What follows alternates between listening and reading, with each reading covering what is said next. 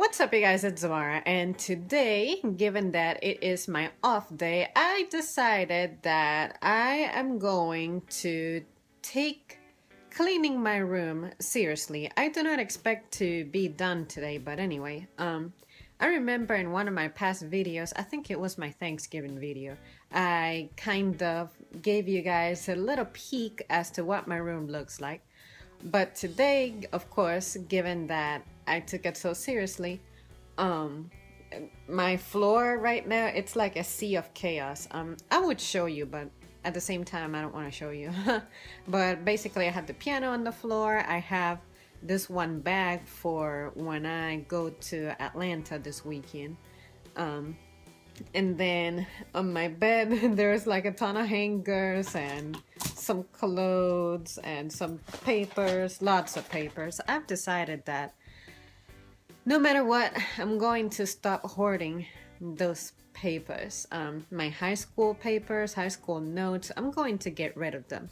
So if you see me doing random videos, that's what I'm doing. Because it's like I don't want to completely get rid of it because I attached some memories to it, but at the same time, I just don't want to see it here because it's not useful for me anymore. And besides, most of that info is like here already, so you know.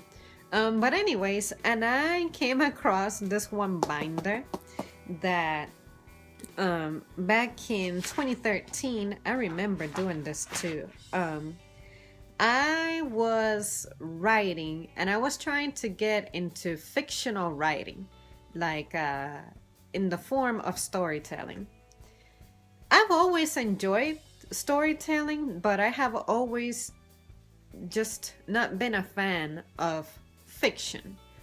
So I tried to challenge myself and just start writing something and make it a work of fiction, but at the same time taking little bits of my personal experiences with the experiences of those who I used to be close with at the time.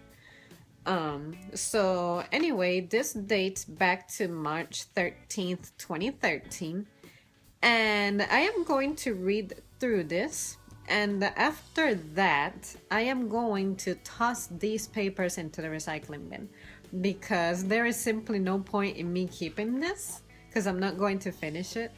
And I also have 15 journals.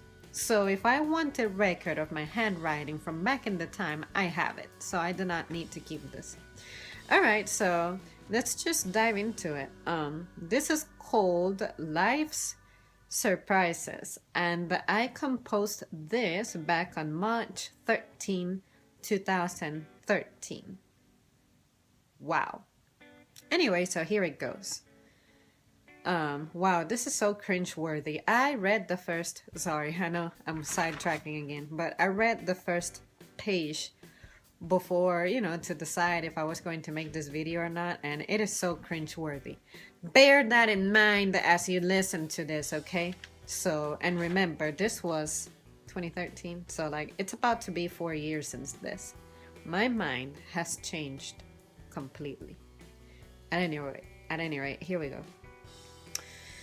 Nora has begun a new semester. It is thrilling for she gets to be in new classes and thus terminate the monotony of the previous courses. I know it's monotony, but I like to say monotony. This semester is remarkable. She will be trying something innovative, theater. It should be a delight for her. Although she had never been formally involved in such fine art, she receives... Is that receives? Or receive? Yeah. She receives infinite compliments regularly. She can imitate any character beyond perfection, gestures, voices, and portray emotions. If there's anybody you don't want to overlook in a cast, it is definitely Nora Liz. She is known for frightening shyness, however. Finally, there is a play. Nora will be rehearsing. That's right, rehearsing. The director, fully aware of Nora's identity, has already given her the leading role. As to be expected, many students auditioning found it suspicious for the leading role to not even be posted. If he already had a favorite, at least make her go through the audition process, just like the rest of the cast. Director Leon has never been anyone's favorite anyway. Not all members in the project loved Nora. She was considered a noob. At the formal level, she was, but it did not make her incapable of being taught. Aware of her talent, she displayed not a drop of arrogance. She is probably the most humble being you can come across. Always listening more than speaking. As rehearsal progressed, it was clear that the entire cast had formed an alliance against Nora. She would do nothing except cooperate and deliver her characteristic kindness.